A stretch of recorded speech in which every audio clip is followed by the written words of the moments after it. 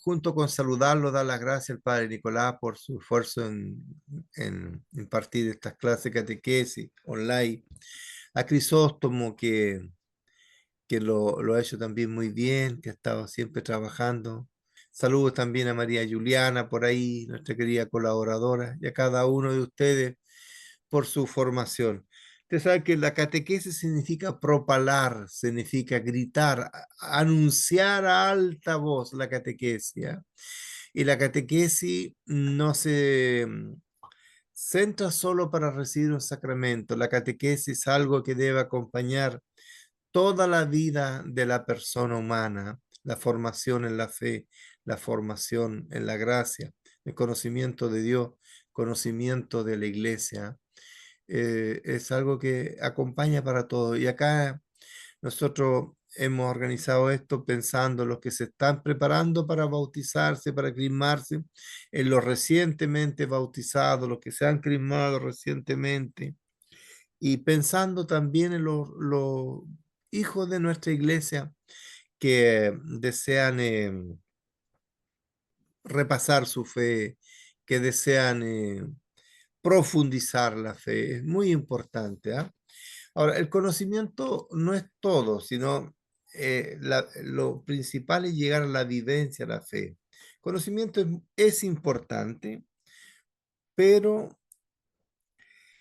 aquí no todo pasa por el intelecto mío. Hoy día en la mañana decía después de la liturgia, a la hora de tomar un café, uno ni por muchas conferencias que asista para aprender a andar en bicicleta, no va a aprender a través de una conferencia, ni va a aprender a través de un curso, sino simplemente tiene que subirse a la bicicleta, tal vez pegarse alguna caída y después ya aprender.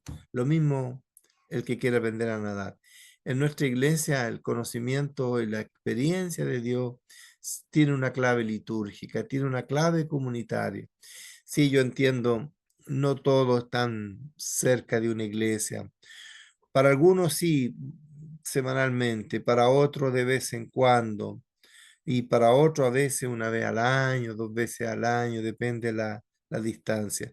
Pero sí que es muy importante que la formación de la fe sea con clave litúrgica, sea con clave comunitaria, sea con participación en la iglesia. Ese es un tema muy importante. Sí, estamos totalmente conscientes de que hay gente que vive a muchos kilómetros, pero que sin embargo una vez al año, dos veces al año se hacen presentes, ¿ah? Mire, yo quería referirme también a modo de introducción ustedes saben que hay varios grupos también de WhatsApp, de grupos de internet, donde se comparten puntos de vista de la ortodoxia, ¿ah? Yo creo que muchos de nosotros en algún momento ha participado o participan en un grupo, ¿ah? Ustedes saben que los grupos de WhatsApp, el escribir en WhatsApp no es el mejor medio de comunicación. Sin embargo, es un medio que tenemos ahí disponible. A veces el mismo WhatsApp nos cambia la palabra o nos dice una palabra en otro sentido. Pero mire, es lo que tenemos, ¿ah? Una forma de proclamar también la enseñanza ortodoxa, ¿ah? Las redes sociales tienen la particularidad, dicen los entendidos, que acerca a los que están lejos y aleja a los que están cerca, ¿ah? A veces la familia que comparte nuestra mesa se aleja porque estamos muy metidos en las redes sociales. Y por supuesto acercámoslo de lejos. Mire, yo he sido partícipe también que a veces se arman discusiones en los grupos de, de intercambio de palabras ortodoxa. Y yo quería, cuando hay discusiones, lo hemos vivido nosotros también como comunidad acá en Concepción. A veces hemos tenido discusiones y a veces un poquito acalorado y a veces uno no queda con el alma en paz. Entonces, yo quería al respecto decirle un trocito de la enseñanza del apóstol San Pablo a Timoteo, ¿ah? Que en el capítulo 2 por ahí, en el capítulo 2 desde el verso 22 dice, huye de dice, más bien dicho, del 23 dice, evita las discusiones necias y carentes de sentido, teniendo en cuenta que generan peleas, dice. Y un siervo del Señor no ha de pelear, antes bien debe mostrarse a todo modesto, buen maestro, tolerante, capaz de amonestar con suavidad a los adversarios, para que Dios les conceda el arrepentimiento y el conocimiento de la verdad. Siempre Pablo nos invita a huir de los momentos de discusiones. Mire, según mi experiencia, hay varios tipos de preguntas que uno puede recibir o interacción en un grupo, ¿ah? En un grupo de estos que funcionan en Internet. Hay algunas preguntas que son preguntas de verdad, valiosas e importantes, ¿ah? Pero también hay preguntas que son confrontacionales, ¿ah? Hay preguntas que no tienen objetivo de construir, sino de confrontar, de pelear, de descalificar. Entonces uno ante ese comentario y pregunta, uno debe tener la capacidad de discernir, esta pregunta es para construir o es para confrontar o es para generar alejamiento más que comunión. Entonces, yo les ruego tener mucha claridad en eso, ¿ah? Si los que participan en grupos, incluso que son grupos ortodoxos, ¿ah? Mire, tener puntos de vista distintos es normal, pero no caer en descalificaciones. Y si alguien se siente atacado en un grupo, yo siempre ruego no responder, ¿ah? Mire, en la iglesia siempre vamos a tener dificultades, porque no todos entendemos del mismo modo y no todos comprendemos de la misma forma. Algunos, y eso pasó el tiempo de Jesús, con respecto a la persona de Jesús. Algunos entendían muy bien el misterio del Señor, otros a tienta, otros más lejanos, y otros que lisa y llanamente no entendían nada. Y eso pasa también en nuestras comunidades, gente que entiende mucho, ¿ah? Y gente que a veces no entiende nada. O lo más difícil, la gente que cree entender y hace valer su opinión y en el fondo no entienden tampoco, ¿ah?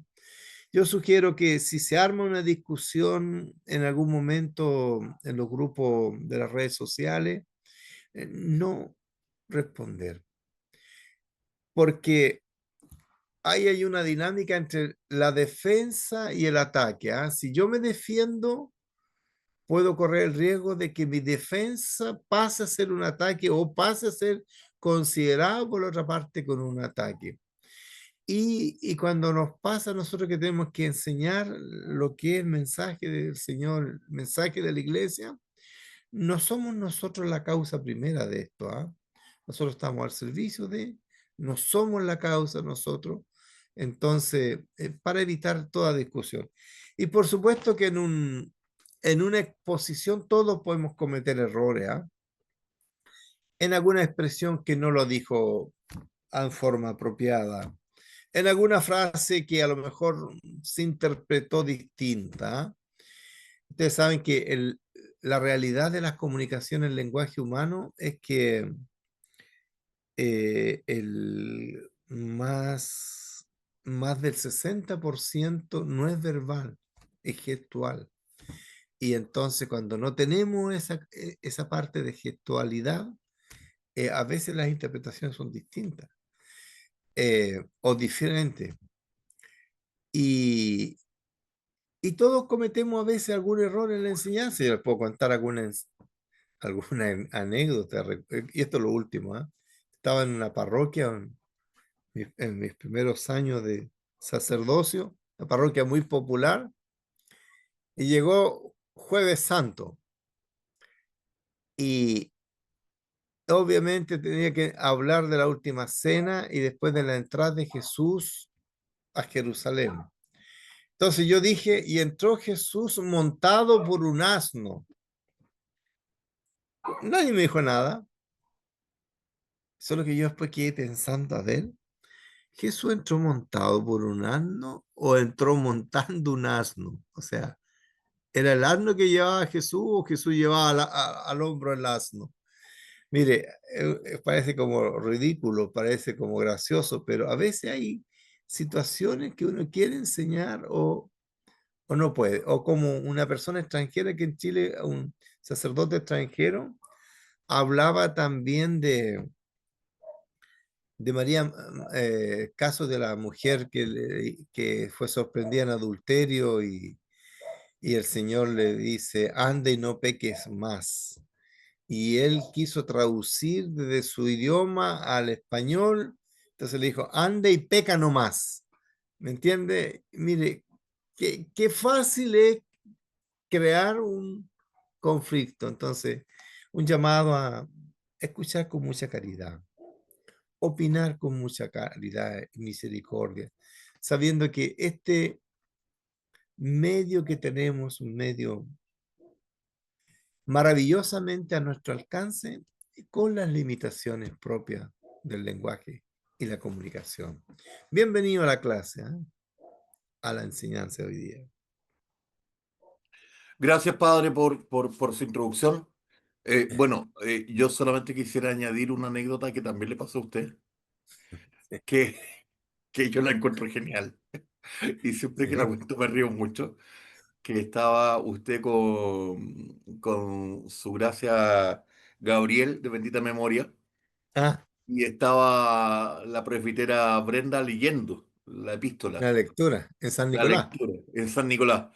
Sí, Y Monseñor Gabriel le pregunta a usted, ¿lectura o lectora? Y usted le dijo, lectura, porque es la lectura de la epístola. Y Monseñor Gabriel dice, la paz sea contigo, lectura. claro. Lo encontré Sí, genial. claro, pues. Y después yo me sentía mal porque no sabía a qué se refería, pues digo, la paz sea contigo. Claro, Paz sea contigo, eso es un lectura. ejemplo muy claro de Claro, la diferencia entre comprensiones. Y yo claro. siempre que la cuento me río mucho porque es muy asertiva el Sí, hecho, sí. padre. Perdón por tomar el hecho. No, no, no, Y, porque con mucho gusto, ¿eh? y me quiero además agregar sobre ese tema, quiero dar las gracias a toda la gente que además que se conecta, que ha visto las charlas, padre, Sí, sí, que ha sido impresionante. sí, Somos una comunidad pequeña, sí, gracias a Dios, siempre doy gracias a Dios que somos una comunidad pequeña, y que siendo una comunidad pequeña, hoy estamos en las redes sociales y que podamos dar esta charla y poder alcanzar a mucho más gente, sí, y que ha sido una sorpresa para nosotros. Entonces sí, damos gracias a Dios por esto, damos gracias a quienes nos están siguiendo y por supuesto que uno cuando está más expuesto a todo, sí, a lo bueno, a lo malo, a lo sí, condescendiente, a lo desagradable, a todo. Pero todo sea para la gracia de Dios, Padre, y para la gloria de Dios. sí, Tenemos que tener la sabiduría para poder eh, discernir, como dice San Pablo correctamente, y esa es la palabra que siempre uso, discernir, separar lo bueno de lo malo. Y eso es lo importante. Brian comenta y dice que tenemos ya en la primera charla 240 visitas, lo cual sí, no es menor. maravilloso. Y a mí me han llegado comentarios de vuestras charlas, bien, de estas clases, bien, bien, maravilloso. Más Y que clases, padre, yo no quiero pasar a clases, yo quiero sesiones, una charla sesiones, porque es un sí. conversatorio. Y agradecer a Entonces, los chicos, a Paício y a por Jacobo supuesto, que prestan un ellos, tremendo servicio tecnológico para que sí, esto por sea supuesto. posible. Padre, con su bendición, Por comenzar favor, nuestra tercera charla sí, y obviamente para que sea partícipe de ella, haciendo cualquier tipo de observación y comentario al respecto. ¿M? Bueno, como ya ahí yo me quedo corto, yo no sé si estoy compartiendo la imagen. súper bien, Súper bien, ya, vamos a súper bien. comenzar con la diapositiva. Cambié un poco porque voy a hacer como que voy a soñar un poco, padre, Sí, sí, A propósito, vamos a hacer que estamos en nuestra sala de clases, en nuestro futuro salón parroquial y en perfecto. nuestra sala de clases. Entonces estamos ya con el fondo ahí, con nuestro piso, y estamos en nuestra futura sala de clases impartiendo y transmitiendo a través de internet estas charlas. En este caso, mi segunda intervención, tercera ya en este ciclo, eh, que viene siguiendo la cadena con la cual yo estaba haciendo, que en este caso vamos a decir con respecto al templo, que es una ventana hacia el cielo. ¿Qué es lo que es el templo? Siempre hago la diferenciación con respecto a iglesia, porque la iglesia es la comunidad, es la congregación, aquellos que se reúnen. El edificio como tal es el templo. Entonces siempre me gusta hacer esa diferenciación de decir templo e iglesia. ¿Mm? Tenemos que, tomando un poco con respecto a la charla anterior, recordar de que la iglesia como tal, la que funda Cristo, es un puente directamente hacia el cielo. Y diseñado y creado por Dios hombre. Dios hombre, al decir esta palabra, es Cristo mismo.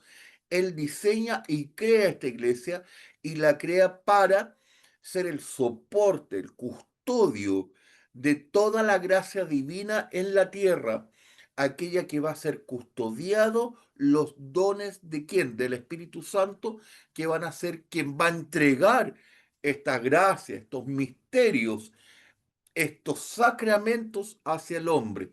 ¿Quién va a ser el custodio? La iglesia que Cristo funda, Dios hombre.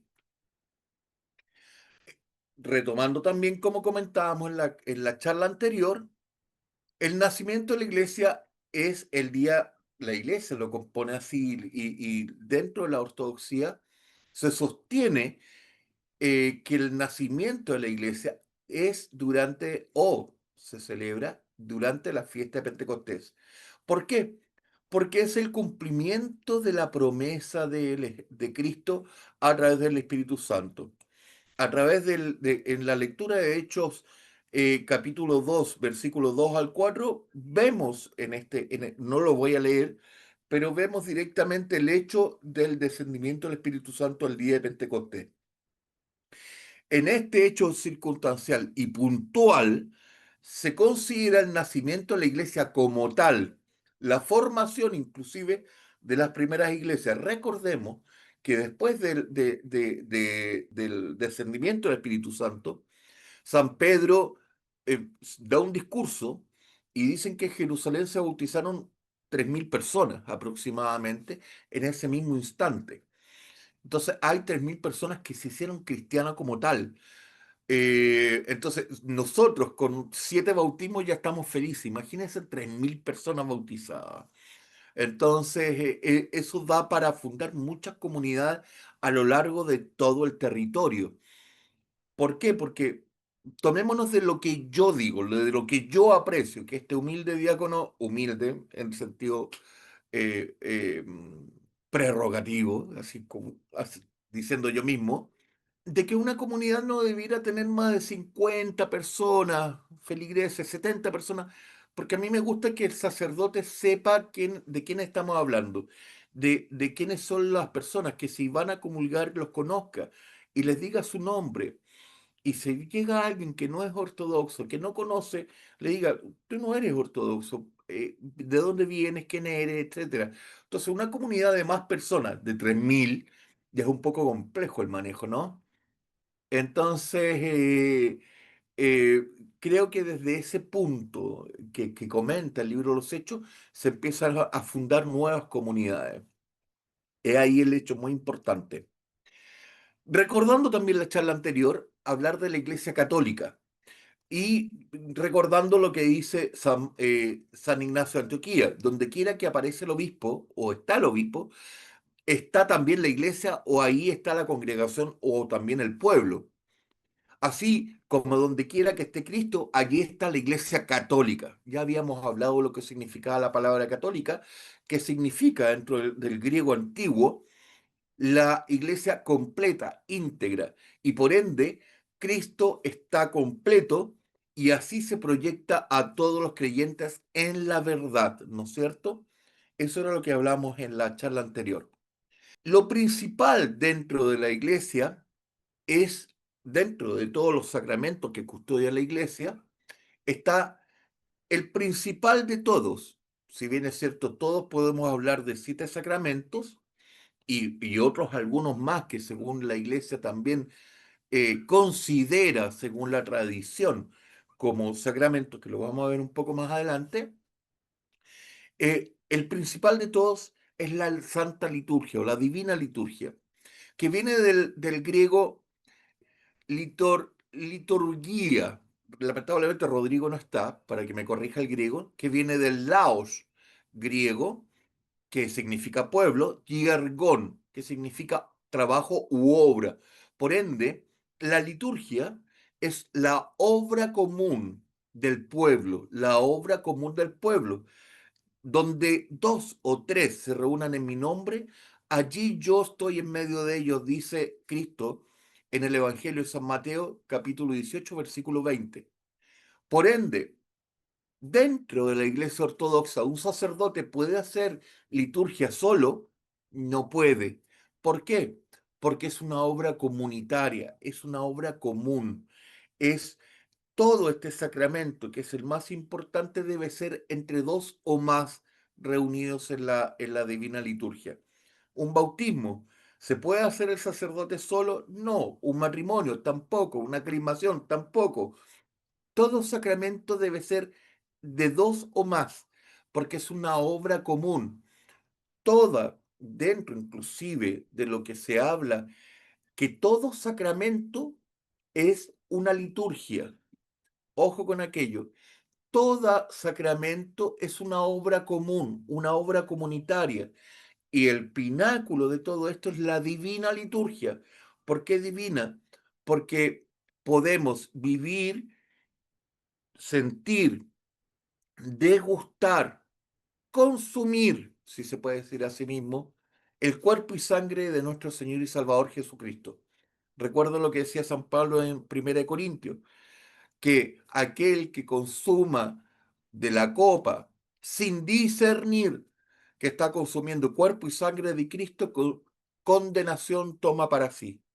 Por ende, toda esta obra comunitaria que son los sacramentos debe ser no solamente el sacerdote, sino que haber más convocados en el nombre de Cristo, ¿no?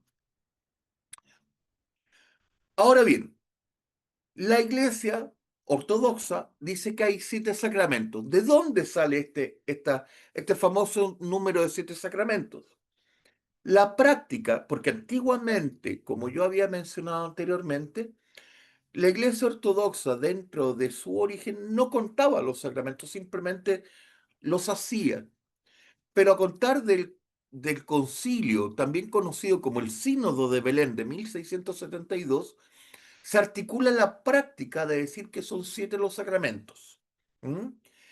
Este hecho es una respuesta debida a la Reforma Protestante y para hacer un respaldo, además, a la Iglesia Romana. Cabe señalar que este sínodo que se realiza en Belén se realiza dentro del dominio otomano y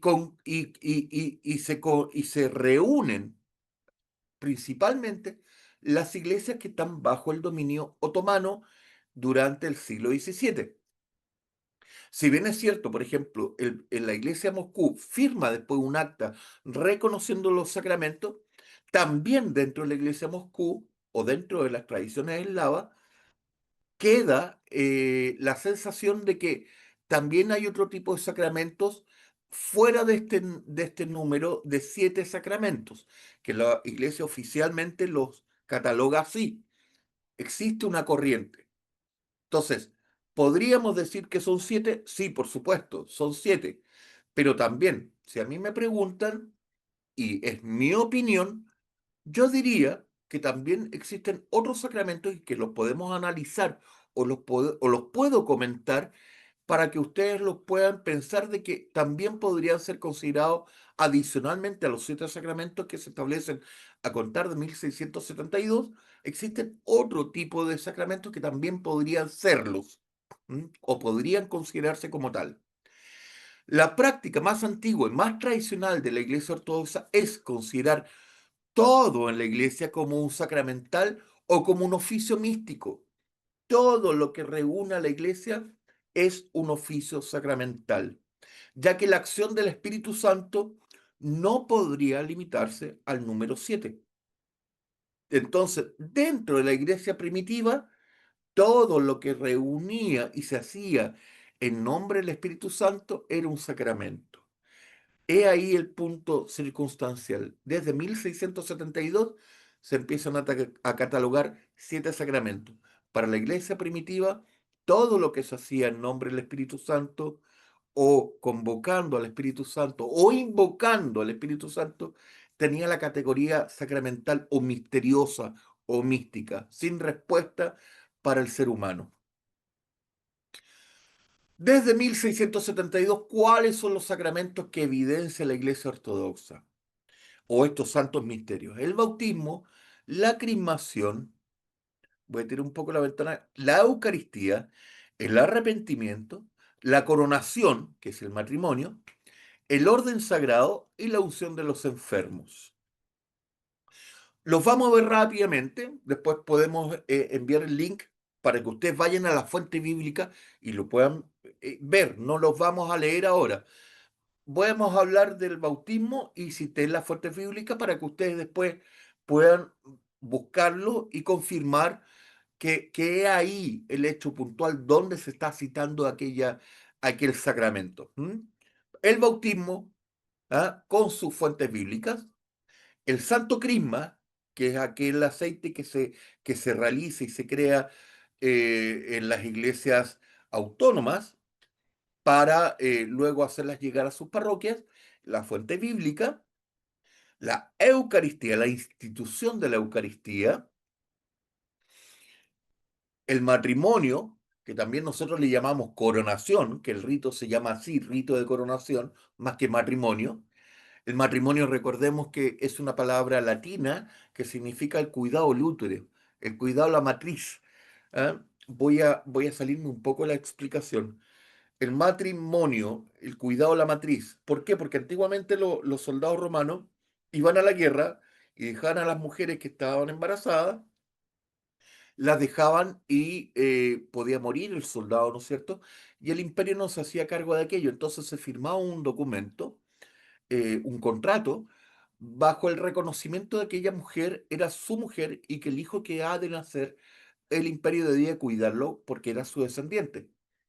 Entonces, ese edicto, ese contrato se llama un matrimonio, el cuidado de la matriz. Nosotros, además de cuidar la matriz, obviamente, el útero, la mujer, nuestro rito va más allá. Es un hecho de la coronación a través y por eso lo ejemplificamos a través de la corona, que el hombre y la mujer son coronados y lo hacemos visible a través del Espíritu Santo. Eso significa la corona como una institución de unión de una pareja. Es ahí el hecho de la coronación, por eso le llamamos a ese sacramento de esa manera, coronación, más que matrimonio.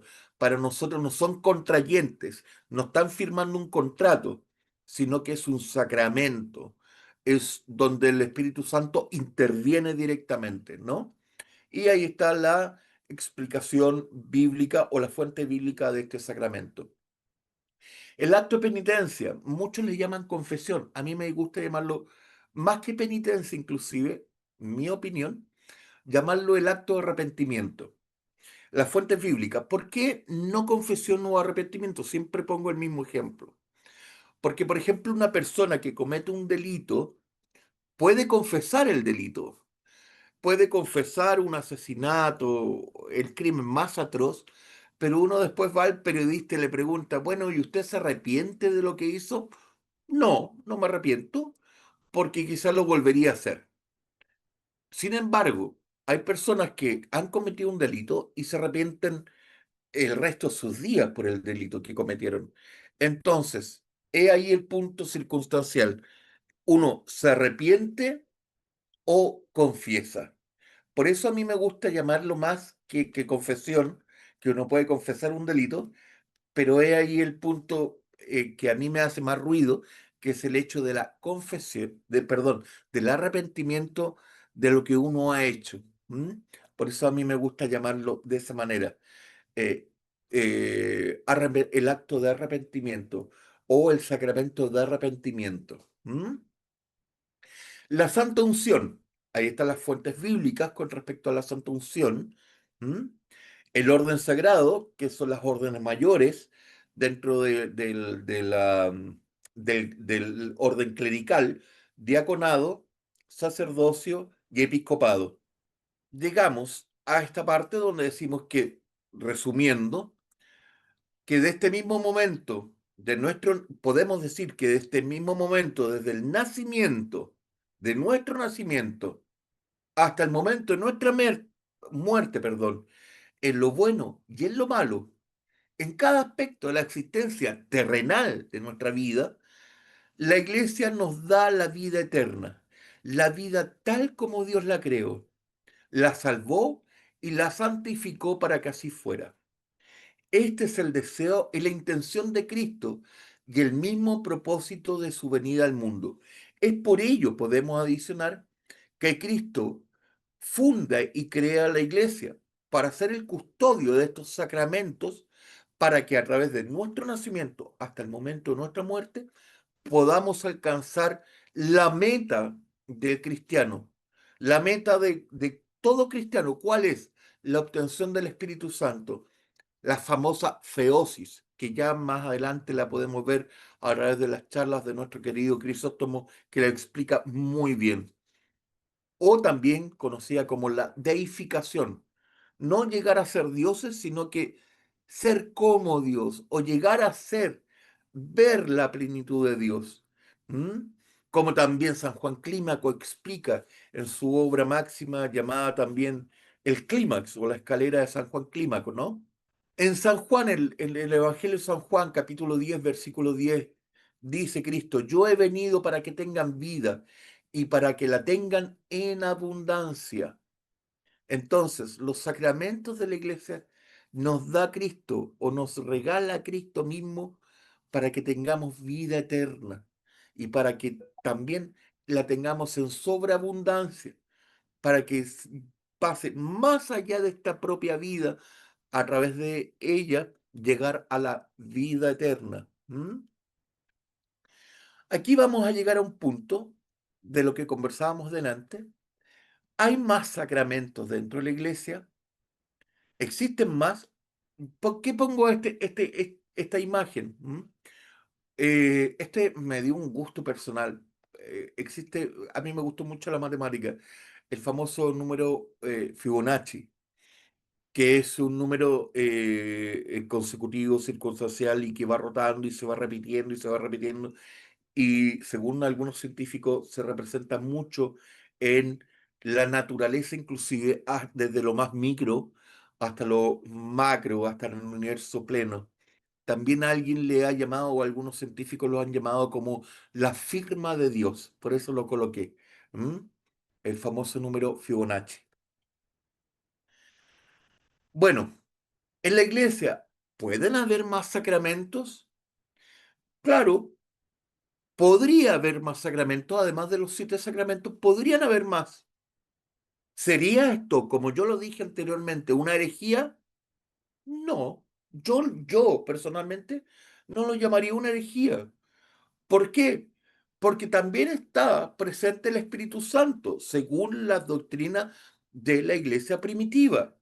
Antes de 1600, también se consideraba la bendición de las aguas un sacramento. Quedó fuera de esta categoría de los 7 sacramentos para hacerle frente a la iglesia protestante y hacer un poco un parangón, un paralelo con la iglesia romana. Pero la iglesia ortodoxa consideraba la bendición de las aguas un sacramento como tal, ¿no es cierto?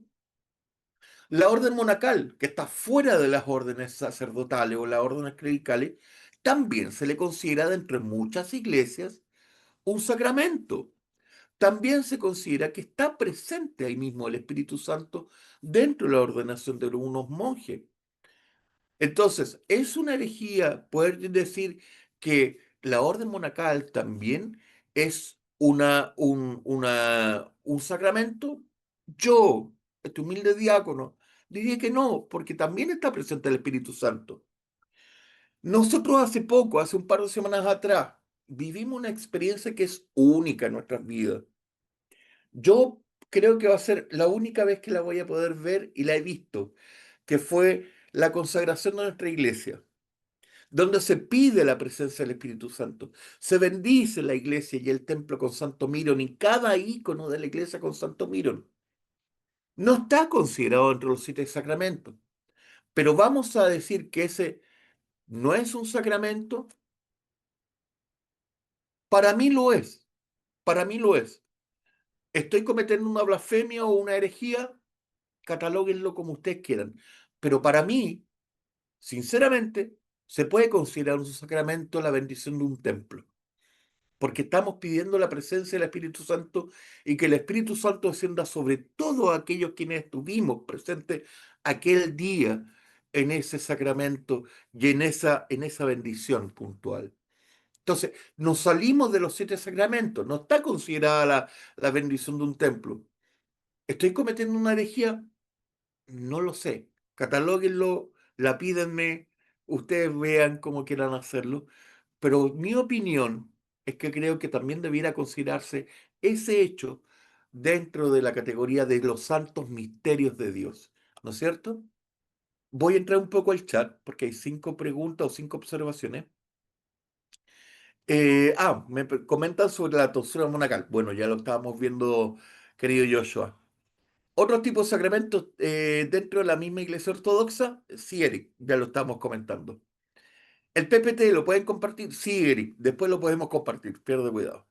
Sacramentos y sacramentales, padre Alex. Cada sacramento la iglesia agregó sacramentales. Sí, padre, efectivamente. Pero el hecho puntual es que eh, hay ciertas iglesias que a los sacramentales le dicen sacramento y otros que los conllevan todo en un mismo hecho. Entonces, y hay algunos padres de la iglesia que también le llaman sacramento a estos. Entonces, y dan fuertes argumentos para llamarlos como tal. Inclusive, dentro de ciertas oraciones dentro del eucologio, que son las oraciones que están dentro del libro de los sacerdotes o del clérigo, ciertos padres de la iglesia también lo catalogan como sacramentos. Ojo, no como sacramentales, sino como sacramentos como tal. Entonces, el hilo que separa este hecho puntual es muy, muy, muy delgado. Entonces, hay teorías para un lado y teorías para el otro lado, y opiniones para un lado y para el otro, en los cuales yo, la verdad es que solamente estoy transmitiendo. ¿M? Hay otras personas y otros santos padres que también llaman al santo silencio, la obediencia, también lo llaman un sacramento, la obediencia como tal.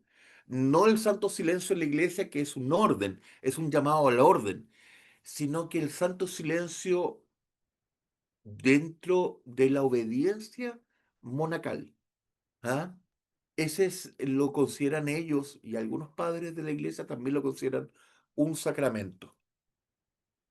En conclusión, y para cerrar esta idea y cerrando lo que estábamos conversando en la charla anterior, el templo es nuestro hogar. ¿Por qué es nuestro hogar? Es donde nacemos y es donde vamos a morir, literalmente, donde se nos va a recibir el día de nuestro fallecimiento.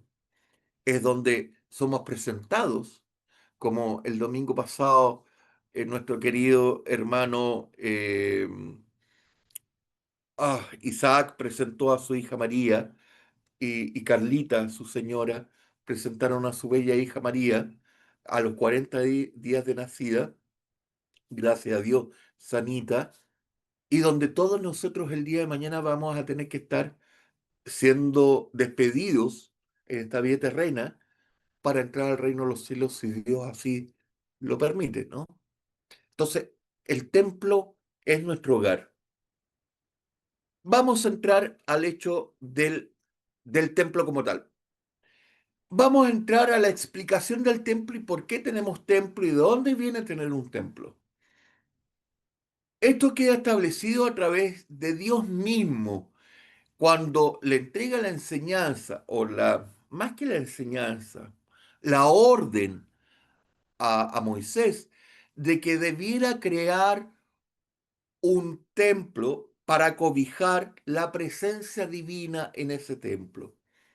Esto queda explicitado en el libro de Éxodo, en el Antiguo Testamento, en la Septuaginta, Éxodo 25:9 y 26:30. Dice: conforme a todo lo que yo te muestre, el diseño del tabernáculo y el diseño de todos sus utensilios, así lo haréis. Y alzarás el tabernáculo conforme a su traza que te fue mostrada en el monte. Aquí tenemos una pequeña diagrama de cómo era o cómo debió haber sido aquel tabernáculo separado del resto del pueblo, en donde estaba el arca de las alianzas, estaba el incensario y estaba un primitivo, si se puede decir así, nártex o vestíbulo, donde se quemaba el incienso. Esto es también otro diagrama de lo que debió haber sido aquel tabernáculo, que cabe señalar que era portátil. Era una carpa que se desarmaba y que ya tenía dentro de sí el arca de la alianza, la cortina que separaba o el velo que separaba el arca de la alianza, y que era denominado el Santo Sanctorum o el lugar más santo, y luego el lugar del vestíbulo y donde se hacían las ofrendas menores, ¿no? Aquí tenemos una pequeña representación o dos representaciones de lo que el Señor pidió que se hiciera con respecto al arca de las alianzas. Voy a hacer dos pequeñas referencias. El Señor dijo a Salomón: yo consagraré este templo y estarán mis ojos y mi corazón en el por de los siglos, o por los siglos de los siglos. Primera de Reyes, capítulo 8, 9 y Crónicas, capítulo 6, 7. También en el Nuevo Testamento, San Pablo hace referencia a ella en la carta a los Hebreos, capítulo 9, versículo 7. Pero solo el sumo sacerdote entraba en el lugar santísimo y lo hacía una sola vez al año, y siempre ofrecía sangre por sus propios pecados y por los pecados que el pueblo cometía por ignorancia. Este era luego el templo que en reemplazo de aquel tabernáculo hizo el rey Salomón, también conocido como el Templo Salomón. Aquí tenemos donde estaba en la entrada, que ahí dice entrance, el lugar del altar donde se hacía la quema de los inciensos, el lavado, las tablas de oro, la lámpara de 7 velas, el altar del incienso, el arca y el lugar santísimo. Ahí está la separación, si la logran ver, que hay una línea transversal, detrás dice arca, ahí estaba el arca y eso era el velo que cubría lo santo santísimo. En ese lugar santo santísimo era donde entraba el sumo pontífice designado por el pueblo una vez al año. ¿Y qué era lo que hacía que relataba San Pablo? Me voy a retroceder una lámina. ¿Ah? Y decía, y ofrecían sangre por sus propios pecados. ¿Qué es lo que hacía? Degollaba o le cortaba la yugular al cordero cebado, el cordero pascual. Esto se hacía en la Pascua judía. Le sacaba la sangre, y si ustedes logran ver la lámina que está a la izquierda con los querubines que están con las alas hacia arriba, hay un disco al medio. Eso se llama ofertorio. El ofertorio era el lugar donde se vertía la sangre de ese cordero, el cordero pascual, y se pedía a Dios, que se creía que estaba la presencia de Dios en ese lugar, se pedía que la sangre de ese cordero lavara los pecados del pueblo y los pecados obviamente del sumo sacerdote, una vez al año. Aquí hay un hecho puntual y quiero hacer una pequeño paréntesis. Cristo se llama a sí mismo el Cordero Pascual, a sí mismo. Yo soy el Cordero que viene a lavar los pecados del mundo. Cuando leemos eso en los evangelios, él, él mismo, Jesús, está hablando de este hecho puntual. Él viene a ser el Cordero que se ofrecía una vez al año y que era aquel que por su sangre lavaba los pecados del pueblo judío. Ahora bien, Cristo viene a reemplazar al Cordero, al animal, y él como hijo de Dios toma el sacrificio pascual y con su sacrificio en la cruz va a lavar los pecados no solamente del pueblo cristiano, del pueblo judío, perdón, sino que de todo aquel que lo testifique y crea que Él es el Mesías, que Él es el Hijo de Dios, que Él a través de su propia sangre y su propio sacrificio viene a ser que nos viene a salvar fehacientemente, ya no un animal, sino que el Hijo de Dios viene a dar su propia sangre para hacer este sacrificio incongruento y perpetuo. En cada liturgia, en cada divina liturgia, el sacerdote representa al sumo pontífice judío y ofrece el Cordero de Dios dentro del altar. El iconostasio viene a representar la cortina o el velo, el Santo Santorum, por eso le decimos santuario al lugar que está detrás, y ofrece este sacrificio a Dios porque es Cristo mismo el que se ofrece en este sacrificio incongruento, perpetuo, hasta el fin de los tiempos. Ese es la modificación o el cambio con respecto a la creencia judía, con respecto al punto cristiano de la Eucaristía. ¿Mm? Y ese es la comparación con respecto al arca de la alianza, con respecto al altar que nosotros tenemos en nuestra iglesia. ¿Mm? Seguimos. De esta forma, o de esta manera, de esta forma de creer dentro de los judíos, surgieron las primeras iglesias domésticas. Domésticas quiere decir que se crearon en casas, literalmente. Se crearon estas comunidades dentro de las propias familias, los criados, los esclavos, como lo relata en el libro Los Hechos y en la carta de San Pablo a los Romanos. Ahora bien, ya vimos cómo era el templo judío en un principio y vimos cómo nacieron a su vez las primeras comunidades cristianas, ¿no? Como una herencia de esta tradición judía. Ahora bien, ¿cómo nacen los templos cristianos, padre Nicolás? Muy simple, por una necesidad de albergar a las comunidades. La estructura litúrgica dentro de la sinagoga consistía en, dentro de la estructura litúrgica vamos a hablar, no de la estructura del edificio, la estructura litúrgica, dentro de la estructura de la obra común, liturgia, existía una letanía de peticiones, la lectura de las escrituras, recordemos que muy bien lo explicó Crisóstomo en la charla anterior, que al hablar de lecturas bíblicas estamos hablando de la Septuaginta, de todos los libros deuterocanónicos. Entonces se hace la lectura de las escrituras, ¿ya? Sacando fuera el concilio de Jamna, y una homilía, una explicación, ¿ya? Que también dentro del Evangelio de Lucas, dentro de los sinópticos, hay un hecho muy hermoso cuando Cristo mismo, un pequeño paréntesis, haciendo la lectura de Isaías, dice que el Señor me ha ungido, el Señor me ha hecho el Mesías, el ungido, ¿ah? Dentro de una sinagoga en Nazaret, lo dice este Cristo. Esto lo dice Cristo. Entonces, Cristo después cierra el rollo y al sentarse, dice Lucas, dice la siguiente frase: hoy se han cumplido esta escritura, revelándose a sí mismo de que Él es el Mesías. Entonces, en lugar de hacer una homilía, una explicación de lo que estaba diciendo o lo que quería decir Isaías en esa lectura, dice una pequeña homilía, según lo que releva San Lucas, la única homilía, lo único que dice, hoy se han cumplido estas escrituras en mí. ¿Qué mejor homilía? Esa me gustaría hacerla a mí. Breve, precisa y concisa.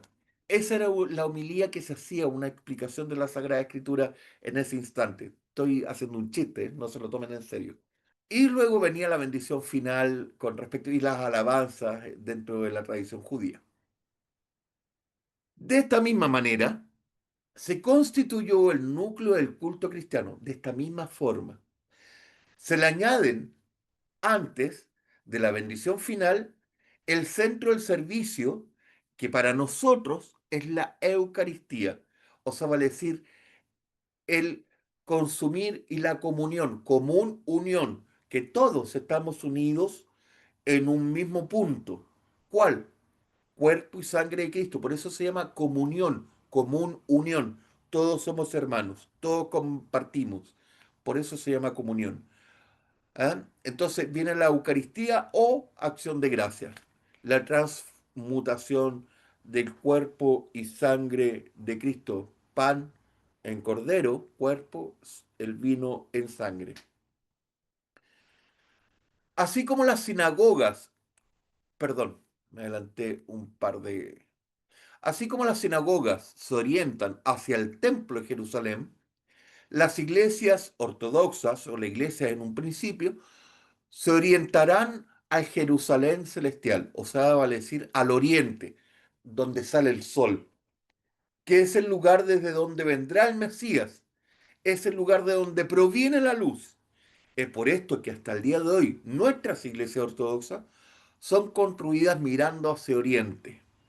Nuestra humilde, no humilde, que ya no me gusta decirle humilde, nuestro templo de San Silván, nuestro hermoso templo de San Silván, consagrado por la gracia de Dios y por el descendimiento del Espíritu Santo, un bello templo en la ciudad de Concepción, ¿está mirando a Oriente? Sí, está mirando a Oriente. Ahí viene una palabra que a mí me, o una frase que a mí me gusta usar mucho, que es estás mirando Oriente, muy bien, estás orientado. ¿Ah? Y si no estás mirando Oriente, estás desorientado. ¿Eh? Me gusta mucho usar esa pequeña palabra. Entonces, si no estás en una iglesia ortodoxa, estás desorientado. Chiste de nuevo, por favor. Los graves, no se pongan graves. Son bromas. Los primeros templos, ¿cómo se hicieron o en base a qué?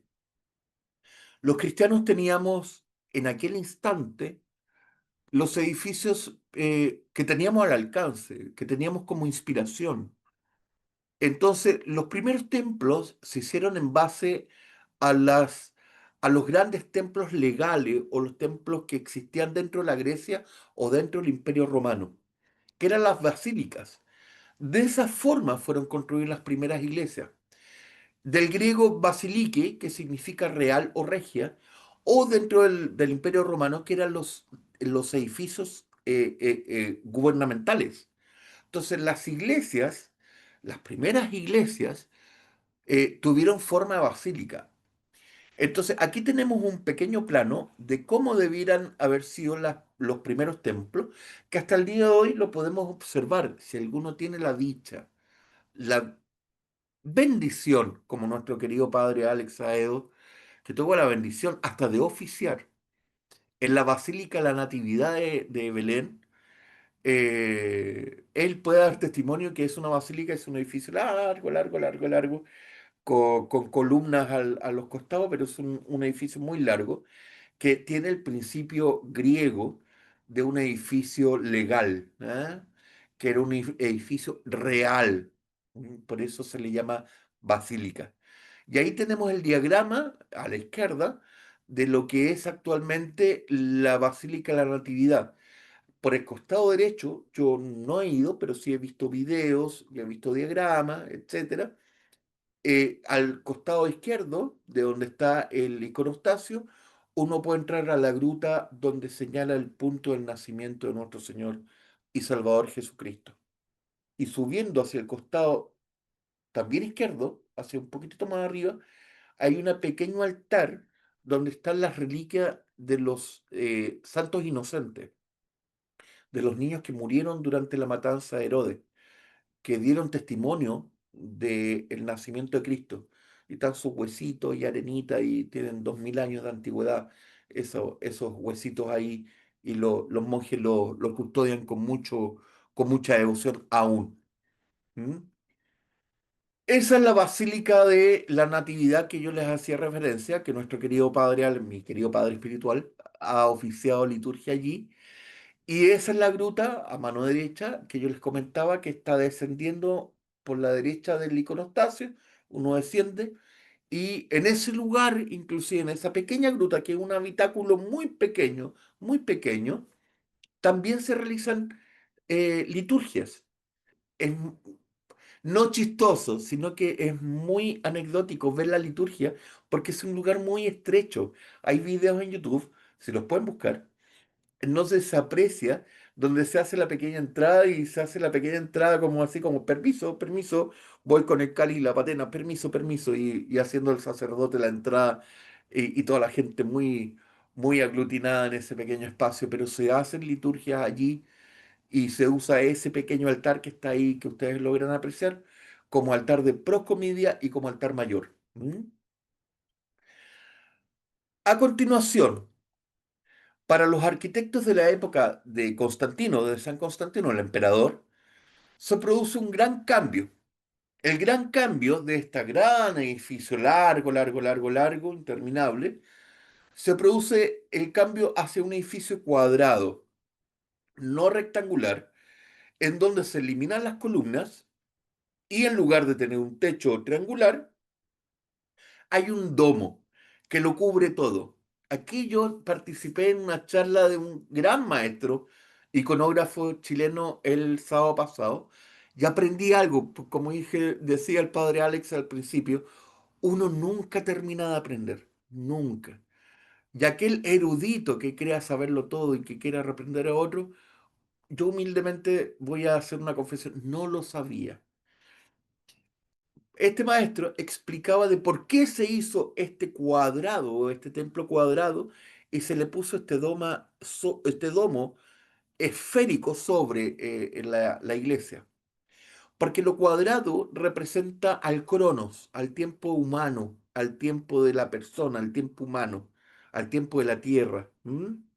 Y el domo representa lo divino, a Dios, aquello que es incontenible, que no tiene forma ni tiempo. Entonces, por ende, Dios cubre a lo terreno, cubre a la creación, está sobre la creación custodiándola. Y por ende, siempre se pinta bajo el domo al Pantocrátor, que es Cristo, Dios, custodiando y bendiciendo a lo humano que está dentro del cuadrado, ¿no?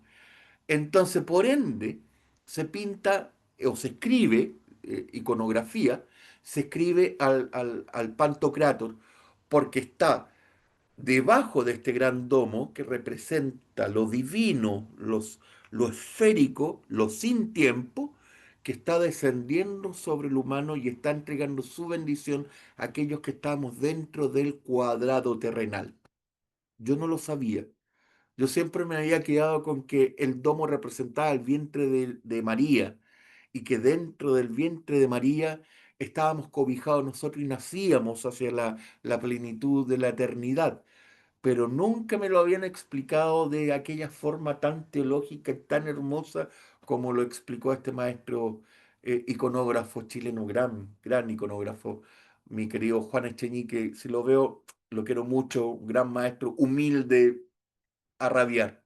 Gran maestro. Síganlo si lo ven por ahí, Juan Echeñique. Pronto comenzaron a surgir también otras formas de templo. Y a contar del siglo IV en Bizancio, comenzaron a construirse los templos en forma de cruz, con techumbre y una cúpula sobre la parte central, como la que estábamos comentando y yo les explicaba recién, o como lo logramos ver aquí. Bueno, la máxima expresión de lo que estamos hablando como templo lo realiza el emperador Justiniano, gran emperador dentro del Imperio Bizantino, que también es, debiera decírsele en realidad Imperio Romano de Oriente, ¿no? Más que bizantino. El Imperio Romano. El año 537 él manda a construir la máxima iglesia hasta aquella época, la máxima catedral dentro de las iglesias ortodoxas, que es Santa Sofía, no hecha a Santa Sofía, sino que a una de los santos dones de Dios, la sabiduría de Dios, que hasta el día de hoy, después de 1500, 1600 años, hasta el día de hoy se mantiene en pie. Es una maestría dentro de la ingeniería hecha por Justiniano, ¿ah? Justiniano primero. Quiero hacer una pregunta de prueba. No tenemos prueba, es un chiste, es una broma. ¿Ah? Antes de hacer esta pregunta, voy a repasar el chat acá. Dice el padre, hay que tener criterio para diferenciar sacramento que sea instituido por el Señor o por un apóstol. Muy bien. Cristian Peralta manda un link de YouTube, lo voy a copiar, querido Cristian, ese puede me lo manda después por interno. Hay una más larga y excelente en Ortodox Chavada, no sé a qué se refiere. Es el templo cristiano más antiguo del mundo construido por Santa Elena, no, por San Constantino. Sí, Santa Elena, sí, viene, estamos hablando del templo el templo de la Basílica de Belén, sí, tienes razón. Es el templo más antiguo, querido padre, perdón, no había leído que era usted, construido por Santa Elena, efectivamente. Hay otra obra que nos llega hasta el día de hoy, hecha por Justiniano o San Justiniano, que hasta el día de hoy la mantenemos los cristianos ortodoxos, porque esta obra la tienen los otomanos, los turcos, los musulmanes. No podríamos reclamarlo como cristianos ortodoxos, pero sí tenemos otra obra que sí es nuestra y la reclamamos como tal y decimos, esto lo hizo San Justiniano o el emperador Justiniano primero y lo gozamos y lo disfrutamos plenamente. Pregunta de prueba. ¿Qué es esa obra? ¿Alguno sabe? ¿Alguien sabe lo que estoy hablando? Esa obra que nos llega hasta el día de hoy, 1600 años después. ¿El derecho civil? No. Pero buen intento. Buen intento, querido mío. Buen intento. Vamos, Un ¿alguna otra? concilio, ¿Cómo? un concilio, No. Es algo más hermoso que un concilio. Es ¿Las algo que puertas hizo reales? No, ya. El himno justiniano. Oh Hijo unigénito y Verbo de Dios, que siendo inmortal, te dignaste por nuestra salvación, encarnarte de la Santa Madre de Dios y siempre Virgen María. Eso que cantamos como tercera antífona o como parte de la segunda antífona en toda la liturgia ortodoxa se llama himno justiniano. ¿Por qué? Lo hizo el emperador Justiniano. Así de simple. Él lo hizo, él lo compuso y nos llega además del templo de Santa Sofía, nos llega también hasta el día de hoy. Y podemos reclamarlo como tal, como propio, como los ortodoxos. ¿Ah? Porque el templo hoy día no lo podemos reclamar so pena de cárcel, ¿me entienden? Pero el himno justiniano es nuestro, lo cantamos en cada momento y a cada oficio litúrgico o cada divina liturgia, perdón. ¿Ok? ¿Cómo se llama? Se llama himno justiniano. Pues bien, en el siglo X, cuando el príncipe de Kiev envía a sus emisarios y va a Santa Olga, a Constantinopla, para ver la iglesia ortodoxa, la fe ortodoxa, entra a este inmenso templo, ¿ah? Y es recibida por los obispos, por los diáconos y los emisarios. es recibido y con con los mejores cobros, los cantantes, el mejor incienso. ¿Cuál fue la palabra que los emisarios entregaron al príncipe, creo que Vladimir, no me recuerdo bien, el príncipe de Kiev? ¿Qué fue lo que le dijeron para ejemplificar la maravillosidad de esta iglesia y de los sacramentos y de la fe ortodoxa? No sabíamos si estábamos en el cielo o en la tierra. Aquí me quiero detener brevemente, queridos míos, quienes podemos experimentar continuamente la divina liturgia, la Santa Eucaristía, quienes tenemos la bendición de Dios, de estar más cerca de la presencia de Dios. ¿Cuántas veces nos hemos sentido y nos hemos sentido abstraídos y no saber si estamos en el cielo o la tierra? Sentirnos arrebatados por el Espíritu Santo y decir gracias, Dios mío, por esto que estamos viviendo. Y hacernos eco de estas palabras que fueron replicadas hace más de 1000 años atrás. Y dar gracias simplemente a Dios por este gran regalo. Es decir, gracias y para la gloria de Dios.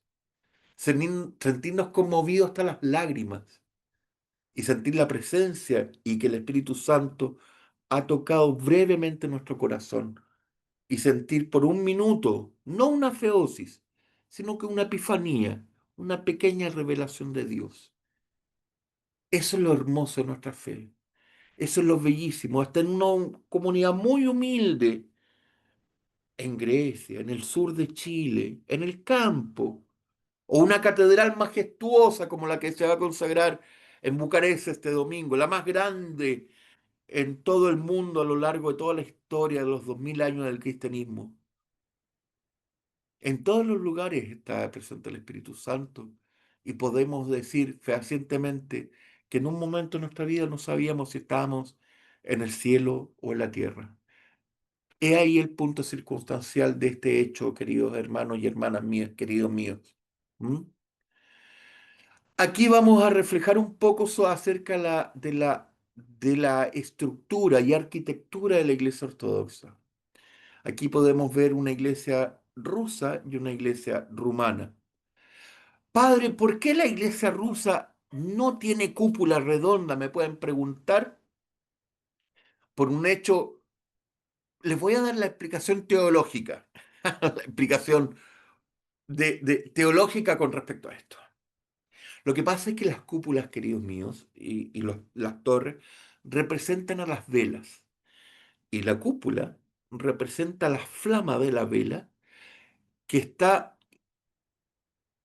saliendo desde, con las oraciones de sus feligreses que están dentro del templo, saliendo hacia el cielo, y es un reflejo de la oración y de aquellas velas que están encendidas en los iconos. Respuesta práctica.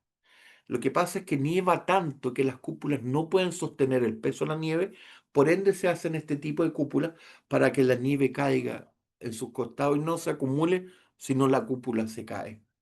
Ustedes escogerán cuál de las dos respuestas es la mejor. A mí me gustan ambas, en lo particular. Con respecto a la iglesia rumana, es netamente folclórica y representa la idiosincrasia de un país. Representa a dónde está hecha la iglesia rumana. Y eso a mí me gusta muchísimo, porque hay iglesias que representan este tipo arquitectónico completamente de madera, con tejas que no llevan clavos, sino que están acopladas dentro y hacen un conjunto. Es como lo que dice San Juan Crisóstomo, que para hacer la prófora, el pan que ofrece el sacerdote y donde se saca el cordero, se muelen todos los trigos. Para hacer el vino, se muele todo los granos de uva, se muelen y se saca el vino. Se muele el trigo y se hace el pan, y se hace la harina con la cual se junta y se hace el pan. De la misma forma, los rumanos han juntado teja tras teja, teja tras teja, la han unido uniformemente, sin clavarlas, para armar estos hermosos templos que el día de hoy gozamos y contemplamos. Ahora bien, La gran catedral nacional que se va a hacer el día domingo, ¿es igual a esta? No, es maravillosa. Es otra arquitectura. También es arquitectura rumana, por supuesto, pero tiene otra representatividad. ¿Me entienden? ¿Cuál de las dos, padre Nicolau, usted prefiere que sea un templo y que podamos reunirnos a rezar todos juntos? Es ahí lo único que yo quiero. Que sea mi casa, tu casa, el templo que hagamos el día de mañana, Dios sabrá. ¿Mm? Tenemos abajo la imagen del día de la Pascua, que es la fiesta de las fiestas, y el lugar de la tumba de Cristo, que no está el cuerpo de Cristo ahí, es el lugar donde el cuerpo del Señor fue depositado y desde donde salió eh, en su santa resurrección, en su gloriosa resurrección. Y ahí tenemos otros templos rusos. Tenemos la típica cruz rusa con la media luna abajo, que hay dos explicaciones, las voy a dar brevemente. Una es que dice que la media luna representa a la nave, la quilla de la nave en la cual la cruz es transportada. Ahora bien, un sacerdote ruso me dijo, eso es mentira. Eso es que Rusia nunca ha sido subyugada por el islamismo y que el cristianismo ruso siempre ha pisoteado el Islam. Por eso la media luna está pisoteando, la cruz está pisoteando a la media luna. Eso me lo dijo un monje. Yo no sé cuál de las dos teorías o decisiones ha de tomar. Esta es una de las iglesias, la que está abajo inferior, es una de las iglesias más hermosas, hecha en pura madera, que no me recuerdo el lugar, está en el norte de Rusia. No tiene clavo, no tiene cola fría y está también ensamblada completamente. Creo que tiene 33 cúpulas. Creo que es la iglesia en el mundo que tiene más cúpulas. Y al costado derecho está la iglesia del Nacional de Rumanía en Bucarest, que se va a consagrar el día domingo. Doy el dato, a las 10 de la mañana, hora de Rumanía. Eso quiere decir 4 de la mañana, hora de Chile. Se va a transmitir por YouTube. Va a estar presente nuestro querido padre Daniel dentro de los 70 sacerdotes que hay. Él fue uno de los escogidos.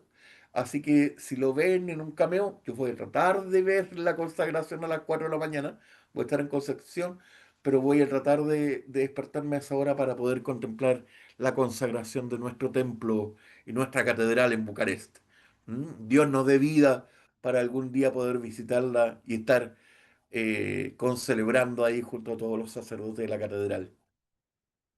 Bueno, para ir cerrando un poco, comentarle que nosotros, según San Pablo explica en 2 Corintios capítulo 6, 16, nosotros somos el templo del Dios viviente. Nosotros como cristianos somos el templo de Dios. Nosotros, además del edificio donde nos congregamos, es donde deben vivir los sacramentos de Dios. Es donde deben perpetuarse los sacramentos a lo largo de nuestra vida, perpetuarse aquellos sacramentos que Dios mismo nos ha dado. Por ende, debemos cuidar este templo, que es nuestro cuerpo, porque aquí ha de vivir Cristo mismo, el Dios viviente. Esa es la cúpula que yo les comentaba, donde está el Pantocrátor, el todo creador en griego, que es Cristo que está bendiciendo a la comunidad. Acá pongo dos iglesias góticas que, a diferencia de la iglesia romana, las iglesias romanas tienen estas puntas hacia arriba y la cruz muy arriba, porque quisieron alejar a Dios. La Iglesia Ortodoxa siempre tiene la cúpula que quiere acercar a Dios, quiere que la divinidad descienda sobre la feligresía y sobre su iglesia. Sin embargo, dentro de la arquitectura gótica, los góticos alejan a Dios de su creación y lo tiran lo más arriba posible, lo alejan lo más lejos, si se puede decir así.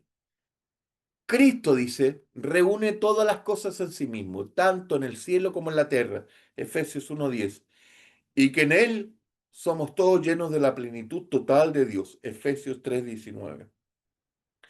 Aquí está el templo de San Nectario de Négina, que también nuestro querido padre Alex visitó, que es un hermoso templo, un bellísimo templo, pero sin embargo, sin desmerecer aquel templo, aquella catedral hermosa, también podemos tener un pequeño templo de unas 20, 30 personas, que también va a ser un templo ortodoxo y también nos sirve para congregarnos. He ahí, ese es un sueño de un templo pequeño para mí. A mí me encantaría un templo pequeñito donde estemos todos apretaditos y no pasemos frío, sobre todo en invierno. Eso sería el contraste, una iglesia grande, una iglesia pequeña, no importa, es donde se viven los sacramentos de nuestro Señor y Salvador Jesucristo. El interior del templo, evidenciado y demostrado aquí con nuestra amada iglesia San Siluán y Santa Filostea de Argues, eh, con las fotos más recientes, o hace un par de meses atrás, antes de la consagración. Y comentándoles con respecto a lo que es, lo que está, se dice así, detrás del santuario, detrás del iconostasio. A mí me gusta decir que el iconostasio no es una pared que separa, sino que es una pared de iconos que evidencia y testifica y muestra lo que está en el reino de los cielos. No está separando a la feligresía de la iglesia de los santos santorum o de los santos, sino que le muestra a la feligresía y acerca a la feligresía lo que está en el reino de los cielos. A Cristo entronizado, a Nuestra Señora y siempre Virgen María, y el trono de Dios que está cuando se abren las puertas reales, el trono de Dios con su santo altar, donde está Dios y Cristo entronizado. Leo, delante nuestro, cuando se abren las puertas reales, está la Santa Mesa, que es el altar, en el cual Cristo está entronizado, como le explicaba recién, como el Verbo de Dios, el Logos, que está representado en su Evangelio y como el Cordero de Dios en el sacrificio eucarístico. Ya no existe el arca de las alianzas. Está el Cordero de Dios y está el santo altar, porque ya esto fue absuelto, ya no existe. Esta es nuestra iglesia y es la iglesia que Cristo instauró, que Dios instauró. Y esto es lo que Dios nos dijo que debíamos hacer. Alrededor de esta santa mesa o de este santo altar se encuentran los ángeles y los santos, los servidores del Verbo y del Cordero, quienes lo glorifican mediante él y así glorifican a Dios Padre en la eterna adoración inspirada por el Espíritu Santo. Santo, santo, santo es el Señor Sabaoth. Llenos están los cielos y la tierra de tu gloria. Amén. Tercer punto. Se unen en esta adoración que yo acabo de hacer, que me recordé, los fieles que están fuera de este santuario, los fieles cristianos que ya en este mundo forman parte de esta asamblea, de esta iglesia, y que son conciudadanos de los santos y miembros de la familia de Dios. Efesios 2:19, y que entran a la adoración eterna del reino de Dios en la iglesia. Quiero hacer un pequeño punto aquí, un pequeño paréntesis. Hay una parte dentro de la divina liturgia que lamentablemente se hace a puerta cerrada y la cortina, pero sí la pueden escuchar los feligreses, que el sacerdote dice, lo santo a los santos. ¿Qué es lo que está haciendo el sacerdote allí? Toma el Cordero de Dios, que es aquella partícula más grande, la levanta y dice, lo santo que es el Cordero, a los santos, y lo ofrece, como dice San Pablo en Efesios, a los miembros de esta familia de Dios. ¿Quiénes son los santos? Aquellos que estamos llamados todos a esta Eucaristía y a consumir los santos sacramentos de Cristo, su cuerpo y su sangre. Nosotros estamos llamados a ser santos. Por eso el sacerdote dice, lo santo a los santos. Entonces, vuelvo a decir, esto es lo que San Pablo comenta y dice en Efesios, que estamos llamados a ser miembros de la familia de Dios.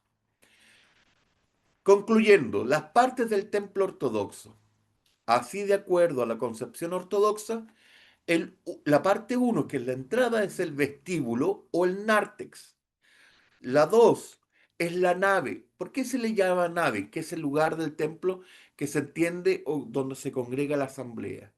¿Por qué se le llama nave? Porque es el lugar donde estamos navegando todos juntos hacia la salvación. Es como el arca de Noé que yo hablaba en la charla pasada. Es como un barco que Dios nos ha dado para llegar a buen puerto. Por eso se le llama nave. Luego en la parte 3 está el santuario, los santos de los santos, el lugar sagrado, que ahí está el reino de Dios.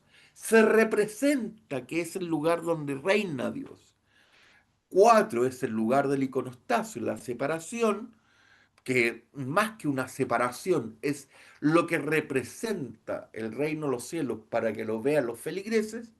5 es el altar o el santo altar, el santo trono de Dios. Y 6 que se le denomina la prótesis, que es el lugar donde el sacerdote realiza un oficio que es bellísimo, que se le llama oficio de preparación o proscomidia. Se le llama prótesis porque la palabra prótesis de griego quiere decir la extensión de lo que está unido a. ¿Ah? Entonces, la prótesis, este pequeño altar, está unido al santo altar. Es una extensión de. Entonces, por eso se le llama el altar de la prótesis. Este es un diagrama con respecto a lo que debiera ser una iglesia o un templo ortodoxo. ¿Mm? Aquí tenemos algunas imágenes con respecto a templos ortodoxos en general, con sus iconostasios, mayor arquitectura y mayores parafernalias, si se le puede decir, belleza. ¿Eh? Y aquí tenemos el altar de la prótesis, que es el lugar donde el sacerdote realiza, y solamente el sacerdote que va a presidir generalmente realiza este oficio antes de la divina liturgia. El sacerdote debe llegar antes para ofrecer este sacramento, esta oración, este rito de preparación, no sacramento, perdón, rito de preparación previo a la divina liturgia. ¿Ok? Este es un santo altar y sobre este santo altar tenemos este pañito que estamos viendo a la derecha que se llama antimension, que literalmente significa antes de la mesa, y que sobre este paño se debe realizar el sacramento de la divina liturgia. Si no hay antimension en la iglesia no está consagrada como iglesia, el obispo no ha dado, si el obispo no entrega antimension, no ha dado bendición para que se haga liturgia, y si se extravió, no se puede hacer divina liturgia. Ya eso es un caso extremo.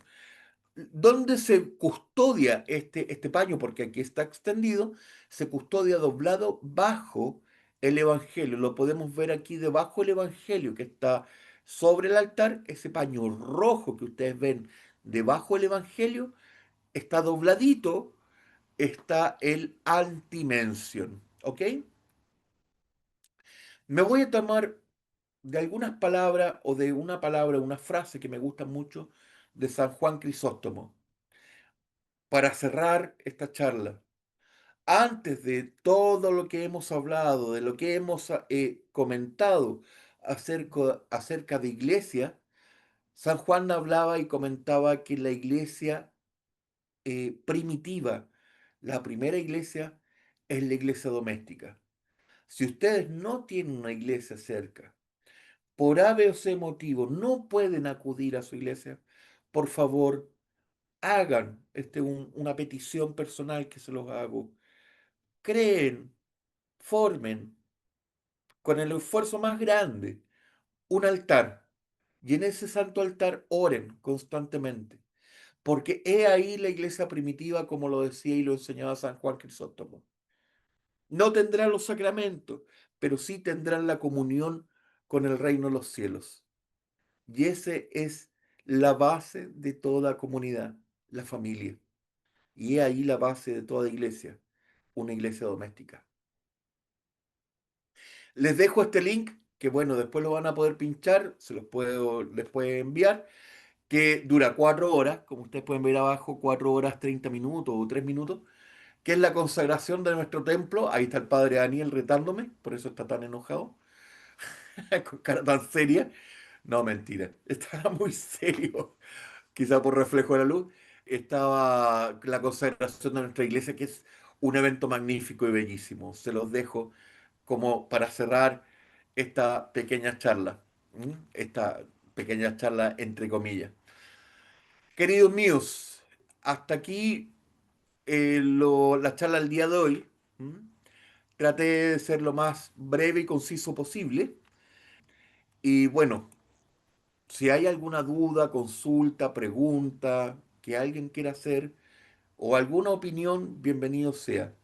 Me comenta un amigo ruso que la luna creciente bajo el descanso de pie de Cristo en la cruz es la victoria sobre el pecado y la muerte. No entendí, Joshua, perdón, no entendí lo que me comentaste, perdóname.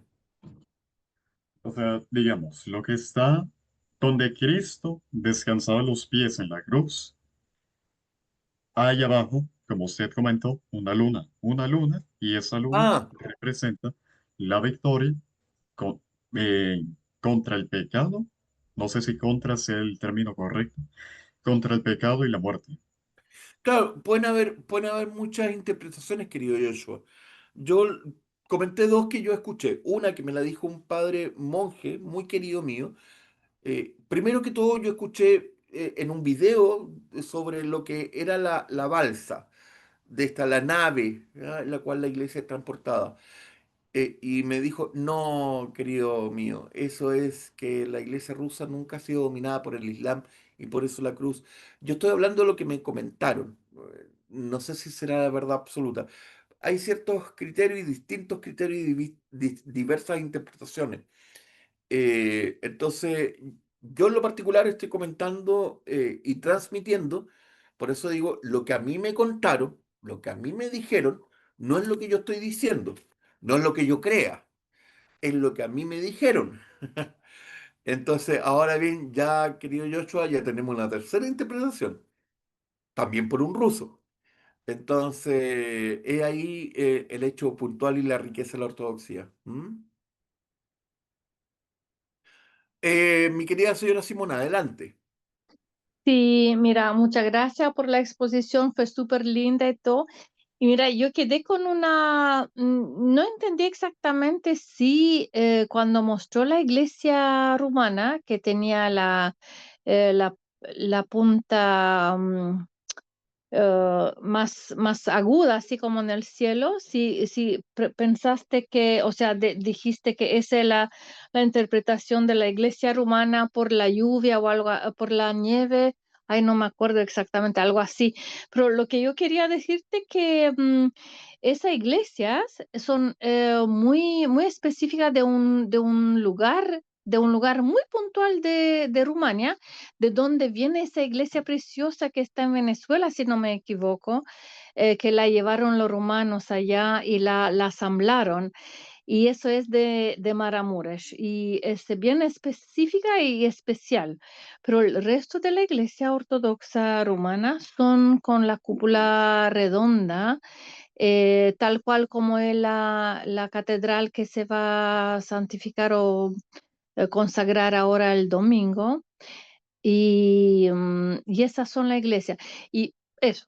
Y otra cosa que quería decir a propósito, que estoy aquí con Miguel, que es arquitecto y todo, la verdad, mira, en el gótico, las agujas que están arriba, en ese tiempo que se hacía ese tipo de arquitectura, no era alejamiento a Dios, era al contrario, era como llegar era una interpretación de llegar, el hombre de llegar a Dios con esa punta. Entonces, es una interpretación que se daba en la arquitectura desde entonces. No era tanto como dijiste tú que era el alejamiento de Dios, al contrario. Lo quería decir solamente porque Miguel la estudió y sabe eso y para que queda como, no sé, pienso que debería ser así. Yo Eso no. me quería señora Simona, gracias por la aclaración. Yo dije, y le voy a comentar y le voy a aclarar inmediatamente. Después lo pueden revisar en el video porque está registrado. Podemos ir al VAR, ¿ah? No al VAR con B larga, al VAR con B corta. Ya, ya. Y puede ver que yo comenté de que la iglesia rumana que se estaba viendo era de una zona específica que no recordaba. No, eh, sí, es de de la- Maramuresh, ok. ¿Ya? Sí, por eso que no Y puede que que, no está claro, atenta, sí. y que la iglesia rusa que estaba al lado no tiene cúpula redonda, sino que tiene una cúpula en punta. Y yo expliqué Ah, ok, ok. sobre la iglesia rusa, no sobre la Ujú. iglesia rumana. Ya, ok, ok. ¿Ah? Pero igual, mi punto era igual así, sí, está bien. ¿Cómo Entonces puede que está? hablé sobre la cúpula rusa, que era la explicación práctica y la explicación teológica. Ahora bien, Ok.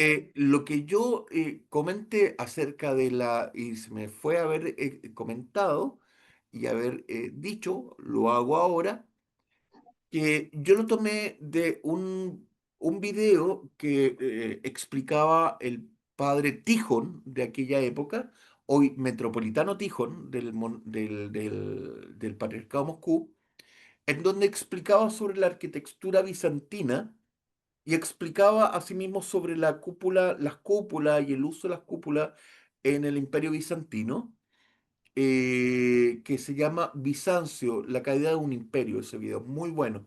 No sé si todavía se mantendrá en YouTube. Y él explicaba de que a diferencia del imperio bizantino o el imperio romano de Oriente, que acercaba o trataba de acercar a Dios a través de esta cúpula, en el cambio, en el occidente, alejaban a Dios a través de la arquitectura.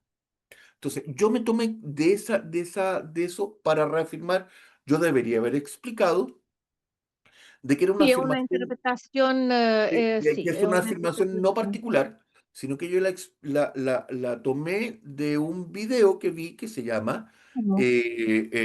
Bizancio, la caída de un imperio, hecho por el Patriarcado de Moscú, en donde aparece el metropolitano Tijón.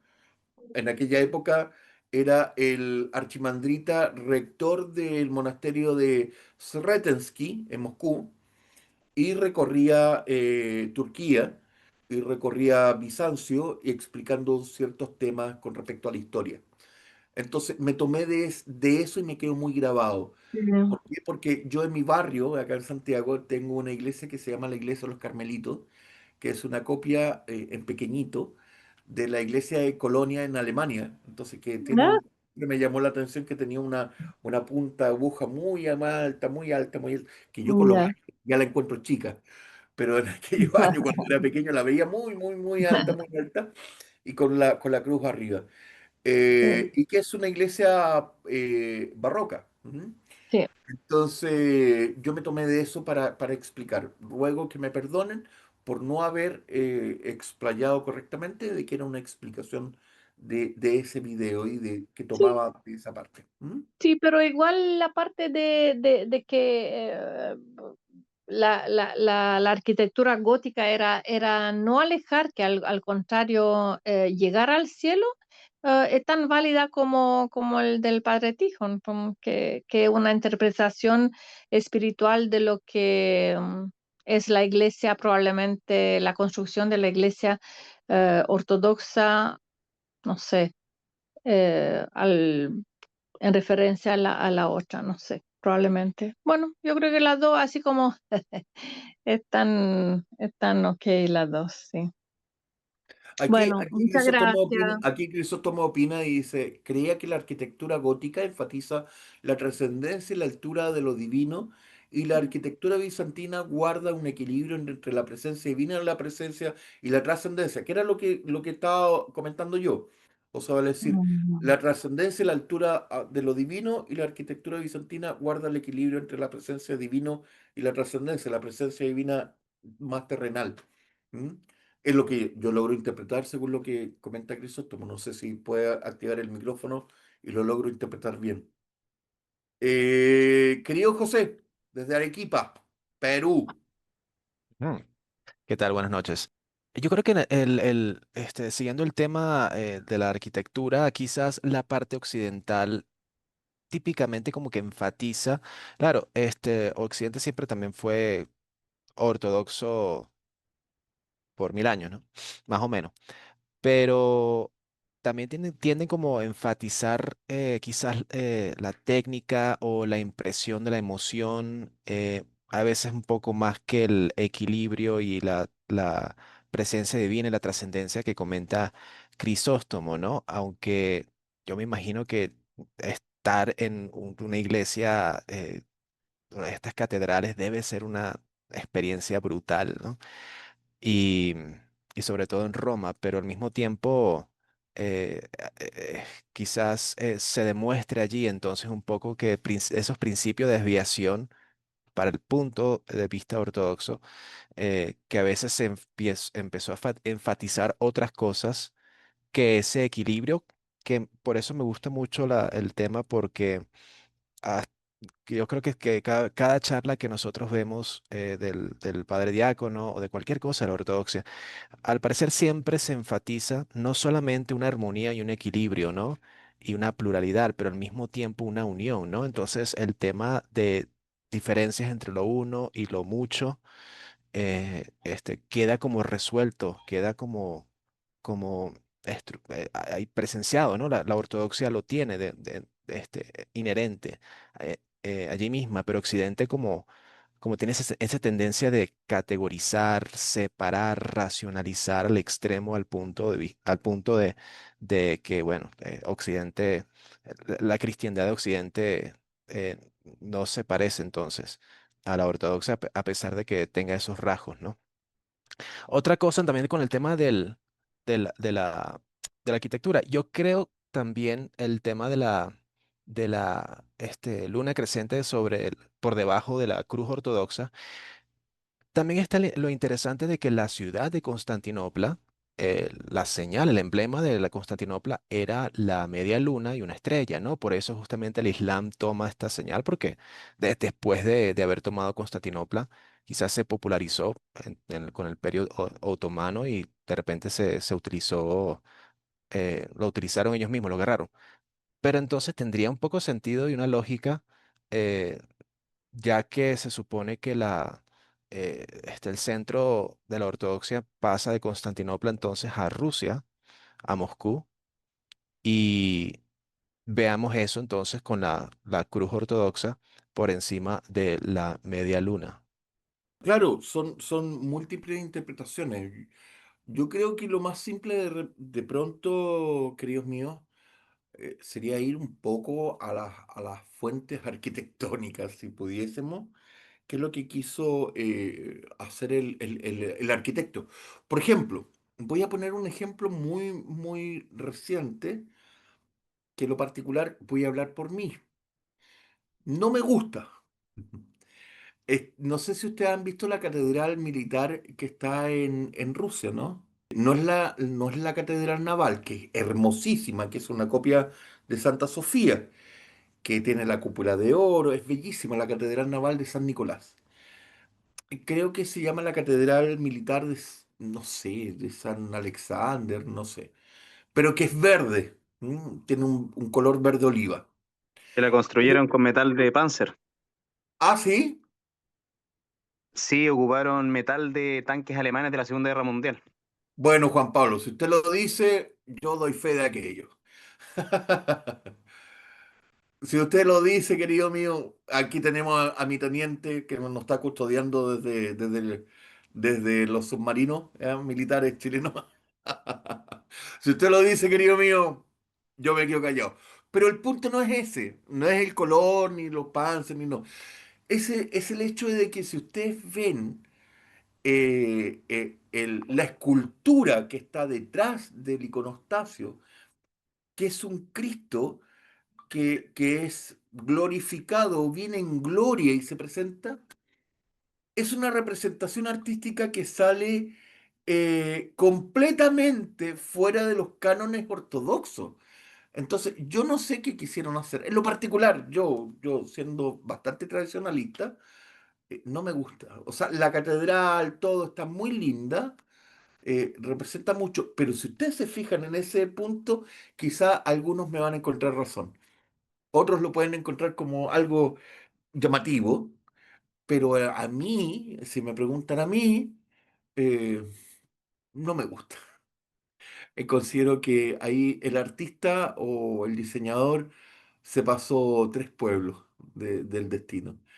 Eh, Antonio me dice, sí, que también le choca mucho. Sí, habemos varios que lo hemos visto y como que quedamos, nosotros en nuestro templo tenemos a la Santísima Madre de Dios y a Santa Sofía sobre el iconostasio, pero ver a eso es como, oh, Dios mío. Pero bueno, ahí habría que preguntarle, vuelvo a lo que estaba conversando con mi querido hermano José, habría que preguntarle a la fuente, habría que ir a la fuente y preguntarle qué quiso hacer el arquitecto o por qué el arzobispo o el metropolitano autorizó eso, qué querían representar. Entonces, nosotros podemos hacer una multitud de conjeturas, evaluar que sí, que no, pero habría que preguntar directamente ahí qué es lo que se quiso hacer. ¿M? Entonces, frente al contexto de la media luna, si nosotros no tenemos la fuente o no vamos a la fuente directa, podemos sacar un montón de conjeturas al respecto, ¿ya? Porque no está bien explicado tampoco. Eso, queridos míos, consultas, dudas. Querido José, adelante. Disculpe, padre. Disculpen, chicos. Pero también para comentar algo sobre los sacramentos. Em, También como hay otros cosmovisiones que por reduccionistas o por si son necesarios o no, a veces piensan que hay que separar las cosas innecesarias y tienen como un punto de vista muy negativo hacia lo que cualquier tipo de costumbre en realidad y peor todavía los sacramentos, ¿no? Pero ¿funcionarían los sacramentos no tanto como quizás algo automático que enseguida hace y uno tiene un efecto espiritual, pero al mismo tiempo, una de las condiciones para tener una relación con Dios mientras estamos con vida? A ver, partamos de la base que el sacramento, la palabra traducida o correcta quiere decir misterios. Es un hecho que no está revelado al humano. Nosotros la tomamos como un regalo de Dios, pero es un misterio entregado desde Dios hacia el ser humano. Cuando una persona toma un sacramento o un misterio, eh, puede pasar nada, como puede pasar que la persona, voy a poner un caso extremo, se empiece a elevar y llegue a la feosis en ese mismo instante. Voy a poner un ejemplo extremo para que se logre entender. O puede que de pronto salga a la calle, lo atropelle un vehículo, ni Dios lo permita, y muere en ese instante y llegó a la gracia divina. Es un misterio de Dios.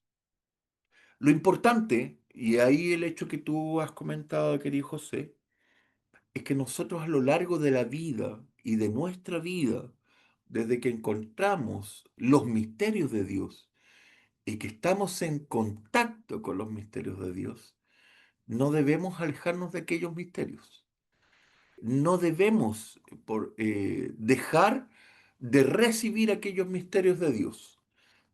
Cabe señalar que hay algunos cánones dentro de la iglesia que dictan y especifican de que si uno no recibe ciertos sacramentos, como inclusive la comunión, se considera automáticamente, voy a usar una palabra no tan dura, fuera de la canonicidad, fuera de la regla de la iglesia.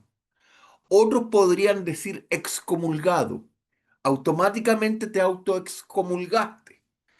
Vamos a usar esa palabra más suave. Automáticamente estás fuera del canon de la iglesia. ¿Puedes reintegrarte? Sí, por supuesto, a través del acto del arrepentimiento.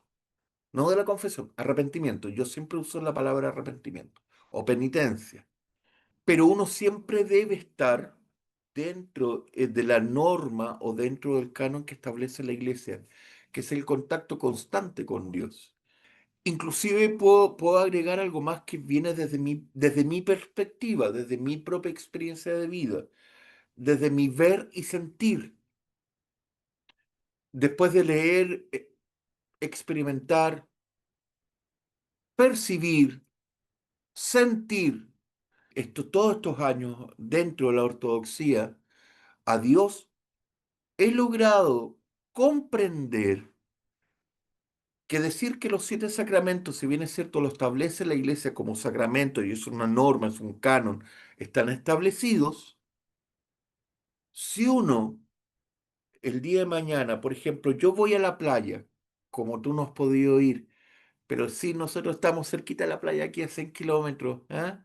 Y cuando vamos a Concepción estamos a 10 minutos, 15 minutos, las personas que viven en Concepción están muy cerca de la playa.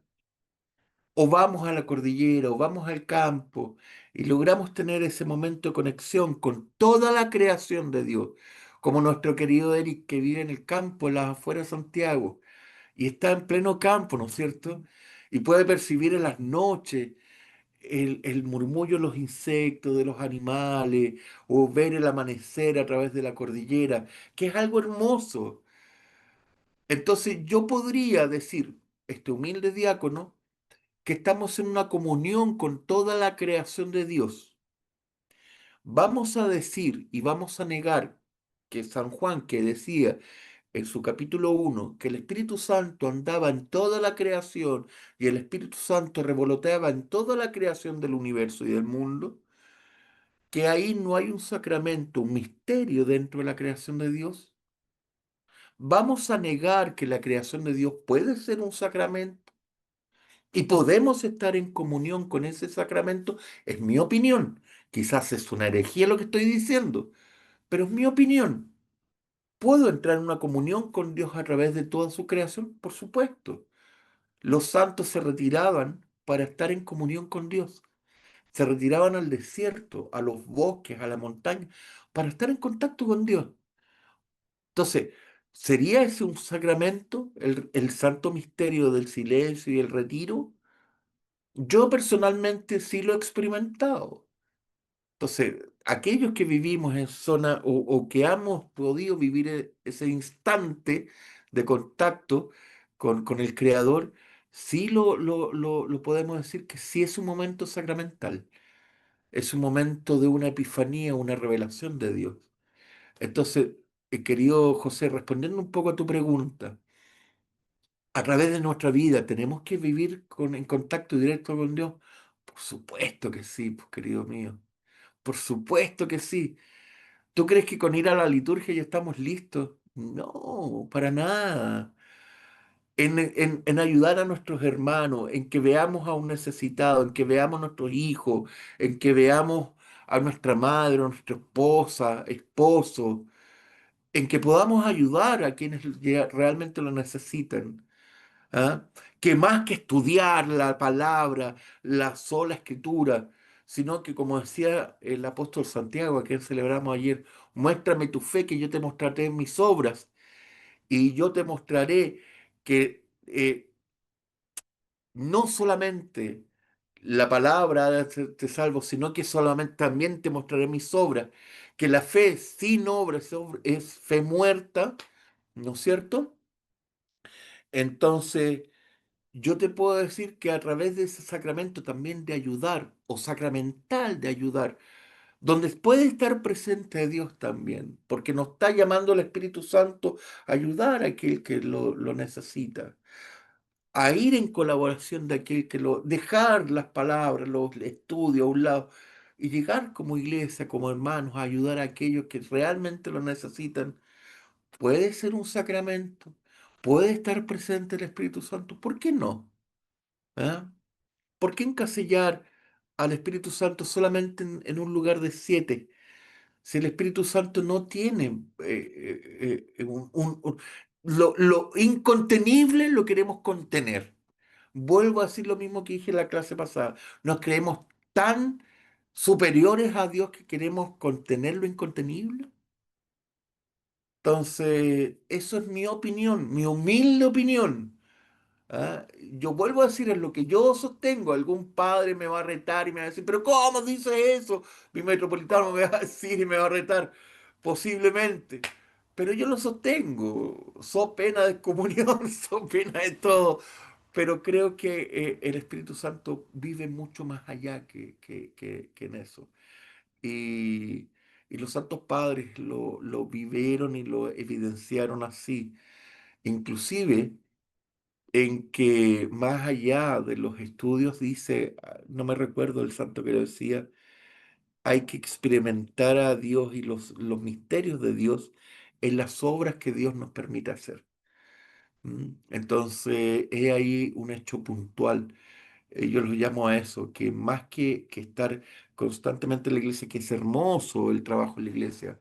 La señora Simona es una persona maravillosa que Dios nos regaló, Jacobos, Paisios y todos los jóvenes que se me olvidan sus bellísimos nombres. eh, Puede ser que que el padre Alex me está chateando, perdón, se me va la onda, me está mandando mensajes por acá por la pantalla a un costado. Eh, Puede ser que ellos sean personas muy preparadas, pero les aseguro que han sido tesoros, tesoros para nuestra comunidad y para nosotros mismos, para nuestra propia salvación. ¿Y el trabajo que ellos están haciendo es un trabajo sacramental? Por supuesto que sí, porque a través de ese trabajo ellos están logrando su propia salvación y están logrando un reconocimiento de Dios mismo hacia ellos. Entonces, es ahí lo importante de esto que les quiero comentar. ¿Mm? Joshua, te vuelvo a decir, no te estoy haciendo callar, estoy pensando. Entonces, es ahí el tema importante. Yo no quiero ir en contra de los cánones de la iglesia, jamás, nunca. Yo soy súper canonista en esto. Solamente que quiero hacer un análisis y llamarlo al autoanálisis de lo que uno debe hacer como cristiano y tiene que hacer como cristiano, y sobre todo como cristiano ortodoxo. José, sí, una catarsis. Eso es muy importante. Pero más importante que la catarsis es lograr captar y entender hacia dónde nos lleva y hacia dónde nos quiere llevar el Señor para lograr la feosis, la revelación de Dios mismo. Eso, queridos míos. Bueno, les agradezco nuevamente el que no me hayan acompañado y nos hayamos acompañado todos juntos. Espero y confío en Dios que algún día nos podamos reunir todos, no en el reino de los cielos, sino que aquí en la tierra. Y también en el Eh, reino de los cielos. sí, pero antes de eso tenemos Hasta que eso. tener un abrazo fundido todos juntos. Tengo la fe y la esperanza de que así sea. Así que los quiero todos, los quiero mucho, rezo mucho por todos ustedes. Dios es testigo de aquello. Y bueno, como siempre, cerramos. Un gran abrazo, queridos míos. Los quiero mucho. Que estén muy bien. Nos vemos. Un gran abrazo. Gracias por todo.